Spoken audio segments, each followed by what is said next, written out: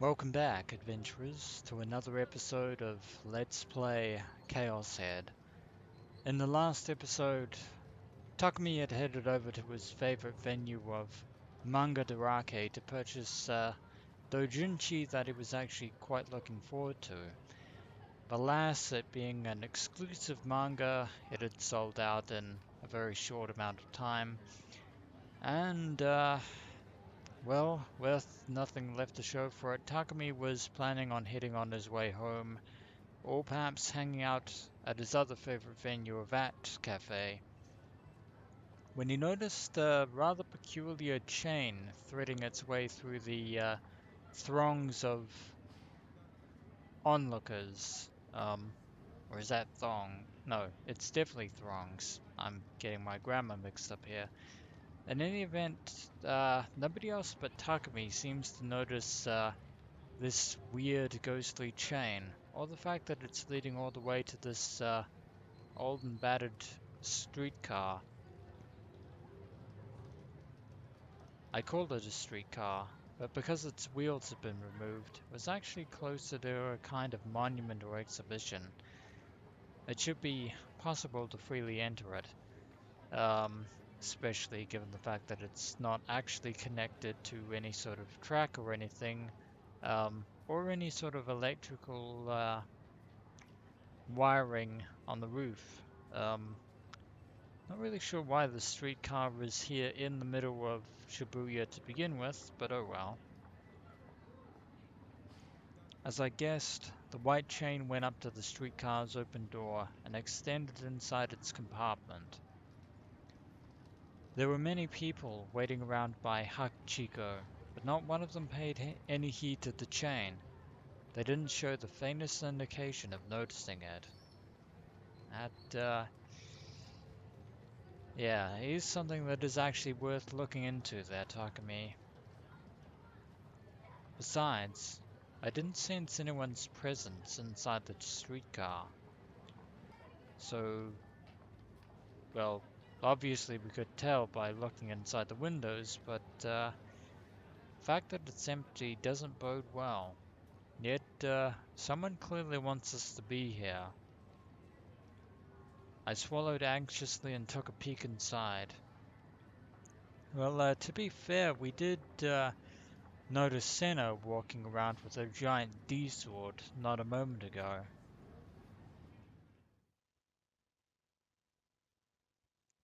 And speaking of which, there she is, with the chain coiling right around her left leg. That instant, I came to the understanding that this had been a trap. So we've been baited out by Sena yet again. I couldn't believe myself for not having the least bit of doubt up until now. There was a single figure within the empty seeming compartment. Sena Aoi sat cross-legged on one of the streetcar's wine-colored seats. Her sharp gaze captured me firmly. We did run into her before, but, well, actually we ran into her twice, but this is the third time. In her hand, she was holding a popsicle. That blue popsicle was Crunchy-kun, wasn't it? Very odd appellation for a popsicle. No, Crunchy-kun didn't matter in the slightest right now. More importantly, I found it strange that I couldn't spot her giant D-sword anywhere. Where did she manage to stow away something so big? That is another mystery that is worth investigating. In place of her sword, the white chain lay coiled around her feet. And, yet again, Takumi's biorhythms are once again going through the roof. And you know exactly what that means, adventurers. It's time for more delusions. As always, you know the drill. Positive, then negative, And then reality. So just give me a brief moment. Just give me an opportunity to make an off-screen save, obviously. So, as I was saying, it's time for the green positive delusion. And see what exactly unfolds here. Come to think of it, when I last met her in the shopping district, she'd said, I'll be in the streetcar near the station. So this is where she met. Come to think of it, I'd actually forgotten that myself. She was the one who'd left the chain there. Had she really walked about holding such an incredibly long chain that absolutely nobody else seemed to notice? It looked like it could weigh about well over 100 or 10 kilograms. Lengthwise, it must have surpassed 50 meters. This girl was pretty hard to get a handle on, judging her by her stoic demeanor, as usual. She wasn't normal. Could she be Shogun? No. Um, yeah. Her physique's all wrong. Of course, she's not in a wheelchair either. Frightened, I attempted to make a silent escape. A sharp voice came flying after me. Hide. Well, looks like we have no choice, Takumi. Drawn to the streetcar like moths to a flame. A baited trap and we fell for it, as always. I unthinkingly stopped in place. Frantic, I made the gears of my head go round and round. What would she do if I ran away from her? Worst case scenario, try and cut off our path with that giant sword. Would she chase after me, waving her D-sword? Looks like Takumi and I are definitely thinking alike on this one. I tried imagining it, and it fit so perfectly with my image of her that I hastily wiped that vision out of my brain. Conversely, what would happen if I simply obeyed her and went in? Probably nothing good. She would have a good impression of me. Maybe she wouldn't do anything rough to me. Maybe there was even the possibility that she'd become interested in selling her D-sword to me. Don't think that's the type of thing that she would give away so lightly on a whim. I didn't think she'd give it over quite that easily, but even so, I might be able to get her to tell me about a store where I could buy one.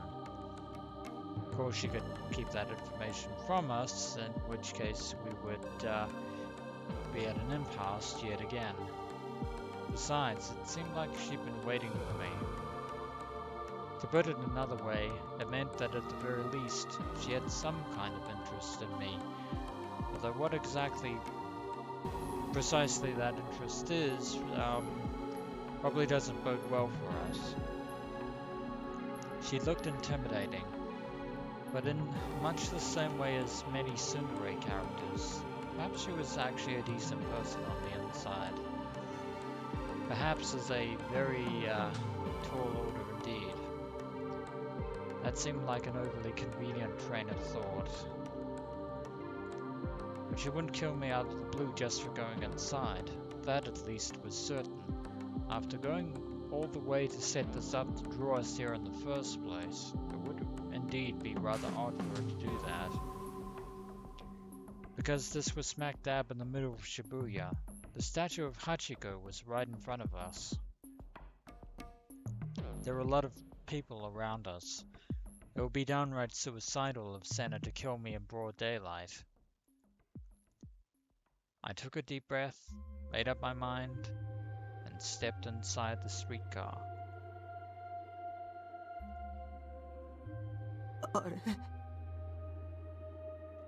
And she's just sitting there, casually, eating her blue popsicle. I suddenly noticed the bundled up chain that had been piled at Sena's feet up until hardly a second ago had completely vanished. I figured she must have moved it somewhere, but I hadn't heard any noise, and Sena was still sitting down in the same place. For starters, where would she be able to move it? I didn't spot the chain anywhere in the compartment. Error? Utterly disregarding my confusion, Sena asked me another incomprehensible question.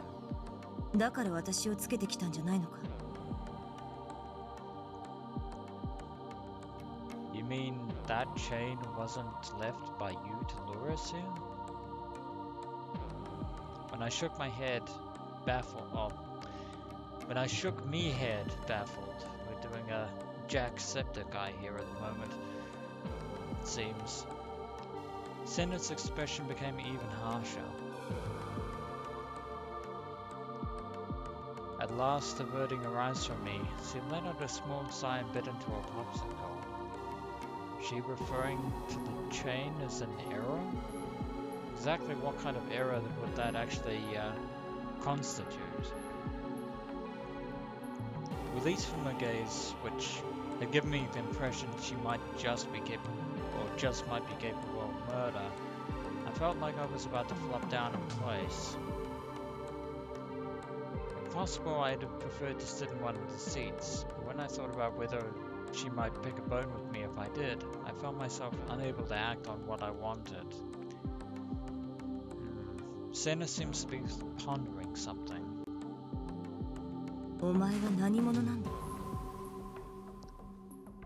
Oh, that's right. You haven't actually been formally introduced. And by that I mean, we know Sena's name, but Sena doesn't know what Takumi's name is.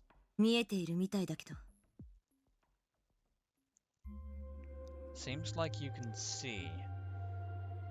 That's an interesting emphasis there. Sena cast a brief look at me before jerking her chin at the view beyond the window.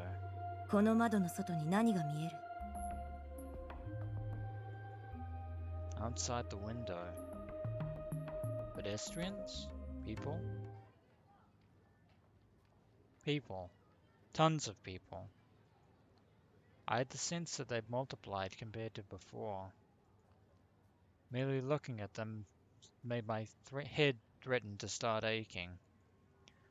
People hunched over, fiddling with their cell phones.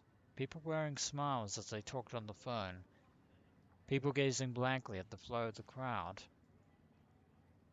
Most of those I could see from the window were standing still, since they were waiting to meet with someone or other.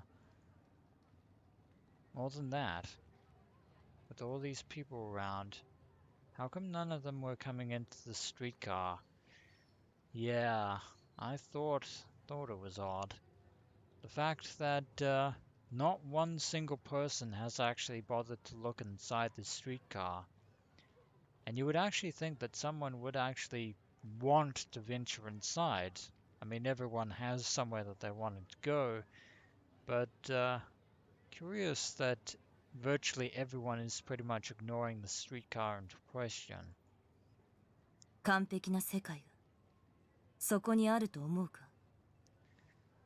How would you feel if I said the world wasn't perfect?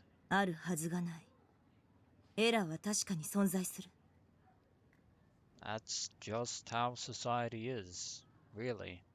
You're going to have to be a little bit more specific than that.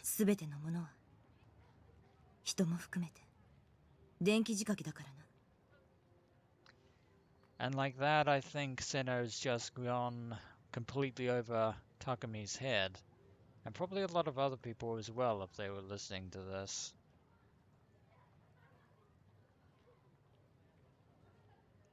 What kind of self-important, rebellious, adolescent-type worldview was that? I often had similar thoughts. I didn't mean to say that a rebellious, adolescent, worldview was necessarily bad in and of itself. It's a good thing you didn't actually say that right in front of Sena out loud, otherwise she might really threaten you with that D-sword. After all, the world was overflowing with novels and movies and anime with those kind of settings. Kind of like sort of like a cyberpunk element. And come to think of it, she's not completely out of left field, considering the fact that, well, science has pretty much proven that people's brains often have utilized electronic signals of a kind. Why did people approve of the childishly grand settings that novelists and movie directors come up with? They mock amateurs like me for coming up with those same kind of settings as some blase thinks he's world-wise middle schooler. That is another very good question, and probably one worth answering. Maybe. Try thinking about it a little harder. The high and mighty people of the world clearly have the mentalities of rebellious and self-centered adolescents. Over 100 years ago, the Wright brothers had seriously believed we can fly in the sky. Napoleon boasted, "The word impossible is not in my dictionary." That's why you shouldn't make fools out of those kind of absurdly big-thinking people. All the powers that be have followed that same path. Except, the problem was, why had this girl abruptly started revealing her sweeping philosophical and ever so typically teenage thoughts to me? 何を見ているかじゃない。何を見せられているか。Define what we're being shown. 人は体の外からの情報を五感によって得ているけど、その受け取る情報のおよそ 80% は視覚から入ってくる。そして視覚から得られた映像はパルス信号となって視神経を通り脳に送られる。So it seems that somehow Sena is actually pretty well versed on the avenues of neuroscience and such. I thought absent-mindedly that it was similar to a telephone. You probably wouldn't be wrong in that analogy. Telephones convert one's voice to electric signals and carry that information to distant places. 電話か。似ていると言えなくも。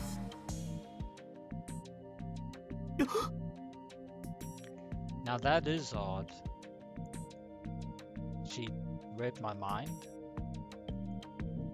No, that was outside the realm of possibility. Had I once again been muttering to myself without knowing it? VR 技術を知っているか。And just like that, she's gone off on a completely different tangent without skipping a beat. Virtual reality? Yeah, we're fairly familiar with that kind of technology. Of course, I didn't actually put my answer into words. ビジュアルリビルディング。Huh, I've been wrong. I'd never heard of that before. アメリカの精神生理学分野で研究が行われている技術だ。American psychological psychologist. Isn't that phrasing a little bit redundant there, Sena? But still, or visual rebuilding. 生まれながらに目が不自由な人でも目の前にある景色がちゃんと見えるようになる。ビデオカメラのような映像機器を介してな。Huh. Well, that would actually be a very huge leap in scientific development. どうやってという顔をしているな。だが、仕組みとしては単純な話だ。